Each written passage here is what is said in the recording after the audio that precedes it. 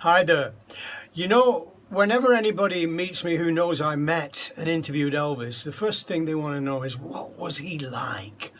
Well, I only met him for very brief moments, but I was pretty lucky that I was the only one-to-one interview person ever, because as Colonel Parker said to me, we only do press calls, in front of lots of people. Anyway, he let me interview Elvis. It came about when the British fan club, of which I was the president, said, let's go to America. If Elvis won't come to us, let's go to him. So 200 of us took up the call.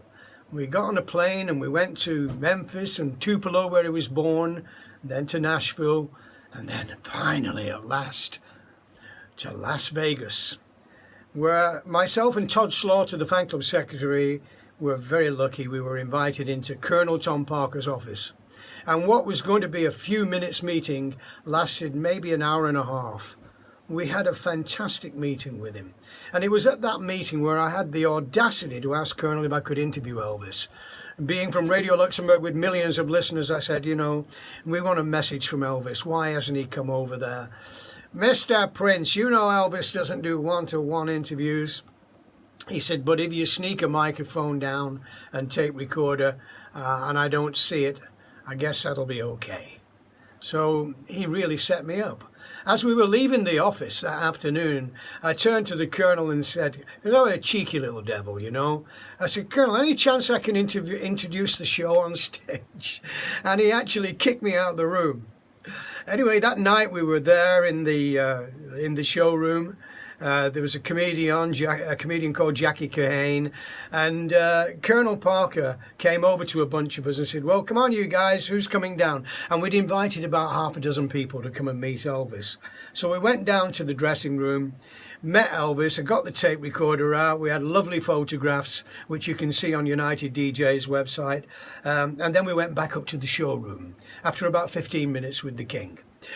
So we're back at the table now, and the lights are just about to go dim, and the orchestra's about to play Alzo Zarathustra, Elvis's theme tune for the show.